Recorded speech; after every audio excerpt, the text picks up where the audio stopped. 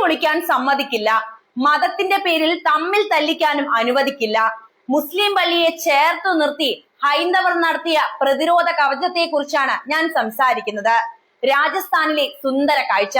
ഇത് ഞങ്ങളുടെ പള്ളിയാണ് എന്ന് അവർ പറഞ്ഞപ്പോൾ തകർന്നു പോയത് വർഗീയ ശക്തികളാണ്. രാജസ്ഥാനിൽ നമ്മൾ കണ്ടത് യഥാർത്ഥ ഇന്ത്യയാണ്. സംഘപരിവാർ ലോകത്തിന് മുന്നിൽ പോലും മറച്ചു വെക്കാൻ ശ്രമിക്കുന്ന യഥാർത്ഥ ഇന്ത്യയുടെ സ്വരമാണ് നമ്മൾ അപ്പോൾ കേട്ടത്. ഭരണകൂട അധികാരത്തിന്റെ ബലത്തിൽ മനുഷ്യർക്കിടയിൽ വിദ്വേഷത്തിന്റെ മതിൽക്കെട്ടുകൾ പണിയാൻ ശ്രമിക്കുന്ന സംഘപരിവാർ രാഷ്ട്രീയത്തിന് ഇന്ത്യൻ ജനത നൽകുന്ന തിരിച്ചടികൾ ചെറുതൊന്നുമല്ല.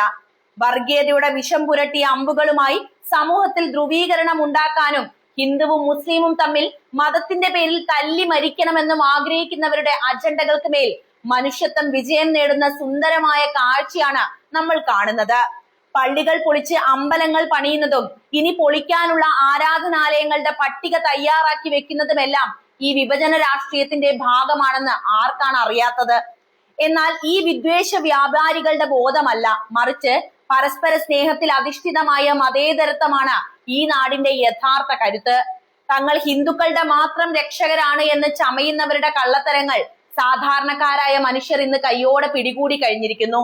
ജനങ്ങളെ ഭിന്നിപ്പിക്കുന്ന നയങ്ങൾ ഹൈന്ദവ വിശ്വാസങ്ങൾക്കോ സാധാരണക്കാരായ ഹിന്ദുക്കൾക്കോ വേണ്ടിയുള്ളതല്ല, മറിച്ച് തങ്ങളുടെ അധികാര കസേര ഉറപ്പിക്കാൻ വേണ്ടി മാത്രമാണ് എന്ന് പൊതുസമൂഹം ഇതിനോടകം തന്നെ തിരിച്ചറിഞ്ഞു കഴിഞ്ഞിരിക്കുന്നു. അതുകൊണ്ട് തന്നെയാണ് അവർ ജാതിയോ മതമോ നോക്കാതെ മനുഷ്യനായി ഇപ്പോഴും ഒന്നിച്ച് നിലകൊള്ളുന്നത്.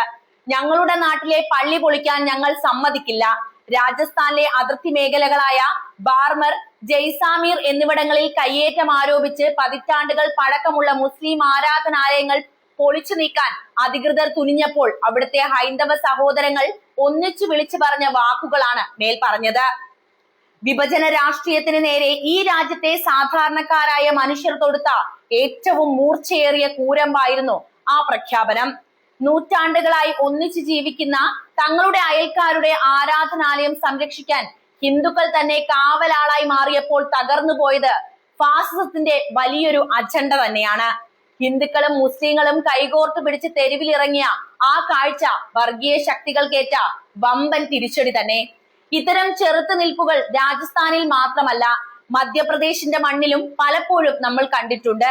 ഭോപ്പാലിലും ഇൻഡോറിലും ധാർ ഉൾപ്പെടെയുള്ള പ്രദേശങ്ങളിലും ആരാധനാലയങ്ങളെ ചൊല്ലി അന്തരീക്ഷം വഷളാക്കാൻ വിദ്വേഷ പ്രചാരകർ ശ്രമിച്ചപ്പോഴൊക്കെയും അവിടുത്തെ സാധാരണക്കാരായ ജനങ്ങൾ ഒന്നിച്ചിരുന്ന് സമാധാനം സ്ഥാപിക്കുകയാണ് ഉണ്ടായത്.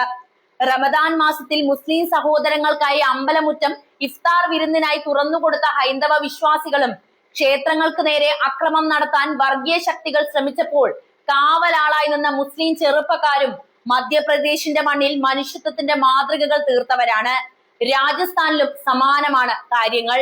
അധികാരത്തിന്റെ ബലത്തിൽ എത്രയൊക്കെ വിഭജന വരമ്പുകൾ തീർത്താലും ഈ നാടിന്റെ സൗഹാർദ്ദ പാരമ്പര്യത്തെ അത്ര പെട്ടെന്നൊന്നും തകർക്കാൻ കഴിയില്ലെന്ന് സാധാരണക്കാരായ മനുഷ്യർ ഇതാ തെളിയിച്ചു കൊണ്ടിരിക്കുകയാണ്.